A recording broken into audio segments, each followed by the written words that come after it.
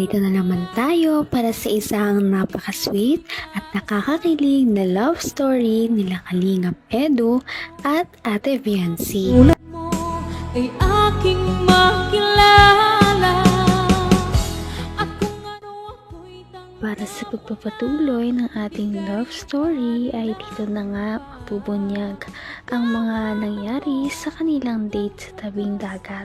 Napaka-romantic nga ng kanilang date dahil ang weather ay perfect lamang sa pagkagala, hindi masyadong mainit at hindi rin naman masyadong paulan na. Kaya medyo nag-enjoy din talaga silang dalawa kahit na simple lamang ang kanilang date. Dito nga sa kanilang date ay medyo napapansin ni Kalingap Edu na medyo dumadaldal na daw si Ate Viancy kapag kasama siya. At yun naman daw ay dahil talaga kay Kalingap Edu. Kaya unti-unti na daw nagbabago si Ate Viancy.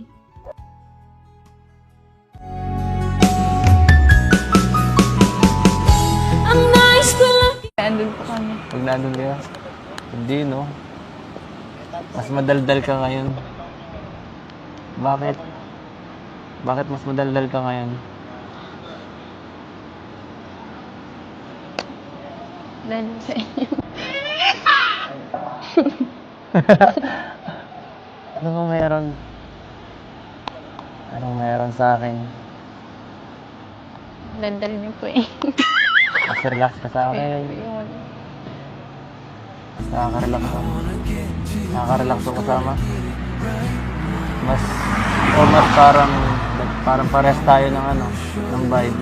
Pares lang tayo kaya siguro nagkakaunawaan tayo. Nagkakaunawaan ang ating damdamin.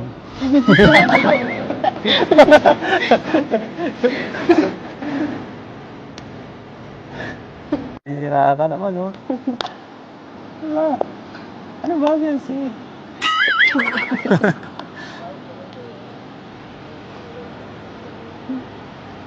Ano, titingin na tayo ng ibang tao. Ano kang ginagawa nito? Nag-uusap naman. Nainggit yan. Kasi may makasama akong maganda. Yung pagkabulero niyo po. Ano? Kung ano ako'y tanggap mo na, hindi ka rin nag-alala. Sana nga ay patuloy na lang talaga ang pagbabago ni Ate Viancy. Sana ay unti-unti na talaga mag-build ang kanyang confidence at hindi na siya mahiya kapag kausap si Kalingap Edu. At sana nga ay mas lalo na talaga silang maging close. Yung pagkabulero niyo po. Ano? Hindi rin po kayo masyado. Bolero? Sinasabi ko lang nakikita ko. Hindi ako sinungaling, no? Hindi ako ganun pinalaki. Salamat mo. Nakapulsa na ako dito.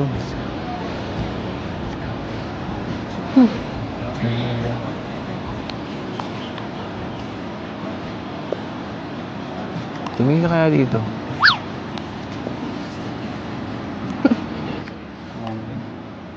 Di mo kayang tagalan? Nakapasulyap na. Ano? Kaso. Di mo kayang tagalan. Hindi ko na po kaya tagalan. Sige. Di mo na kayang tagalan.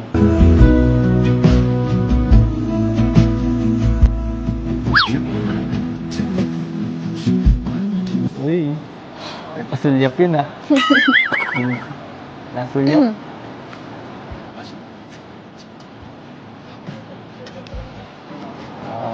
Salamat sa time ah. Salamat dahil pumunta ka. Nagbigay ka ng oras. Naman ang bawat panaginip ko, ikaw lang ang Hindi din naman naman may tatanggi ni Ate Fiancé na parang gusto niya rin talaga nakasama si Kalingap Edu. Kaya naman nag-e-enjoy din talaga siya sa kanilang mga date kahit na pasimple-simple lamang at hindi masyadong magarbo ang kanilang mga date sa ngayon. Welcome po. Hmm? Thank you din po. Kasi Ganda. dito po para pong nakakapagpahinga na din po. Di ka nakakapagpahinga ng ganito. Doon po sa bahay, nagtitinda po kasi kami. Kaya, parang mas busy kasi mula nagkatindahan ka. Opo. Kaya, kailangan mo rin ito. Kailangan mo minsan-minsan. Thank you din po. Ang ganda rin po pala pag ganito. Ang ganda rin po pag ganito. Magandang Opo. Monday. Nakakausap ko po kayo. Nag-share po kayo ng tungkol sa inyo. Mas nakikilala ko po kayo. Akala ko po kasi noon sobrang tahimik niyo po. Tsaka Hindi naman, kaya lang, siyempre, medyo pili lang siguro ng konti ang mga taong pinag-openan ko. Kaya, yan, ikaw, medyo feel ko ang vibe mo. Magaan ang pakiramdam ko sa'yo. Magaan. Sana okay lang sa'yo. Hanggang wakas ay tayo ng dalawa. Palagi kang naman ang isip. Maganda talaga na sa mga ganitong pagdidate ay mas nakikilala talaga nila ang isa't isa na sa ganon ay mas maging magkakakilala na sila at mas maging close na rin sila sa future. Kaya naman sana nga ay patuloy pa rin ang kanilang pagdidate at hindi na ito matapos hanggang sa magka-develop na talaga silang dalawa. Okay lang sa'yo. Na nag-share ako paminsan-minsan at minsan puro kalokohan. Minsan, sweet naman. pinapasaya niyo po. Pero, always, totoo. If it all starts to crumble, Sana, ikaw din. Pwede mo na, maging open ka rin. Willing naman ako makinig.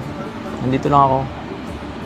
Kung gusto mong, may makausap ka paminsan-minsan, kapag pagod ka, medyo may nangyaring, mabigat na, na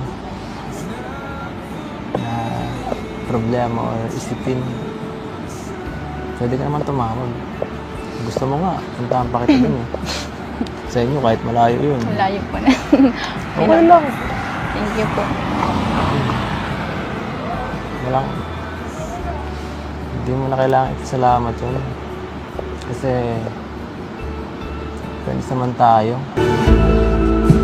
and hope we know when. Thank you din po kasi simula po nung una tahimik po talaga ako. Ngayon Ngayon, Napakarami talagang nalaman ni Ate Fiancé sa ugali ni Kalingap Edu sa date nila na ito. Kahit na simple lamang ay mas naging magkakilala silang dalawa. Ganon din naman si Kalingap Edu ay mas nakilala niya rin talaga si Ate Fiancé kung ano ba talaga ang kanyang tunay na ugali. Kaya naman sana ay magkaroon pa sila ng ibang date. Napaka-sweet talaga nila at napakabait ng tambalang ito kaya maraming sumusuporta. Kaya naman sana ipatuloy natin silang suportahan at mahalin si Fiancé, si Kalingap Edu at ang Kalingap team.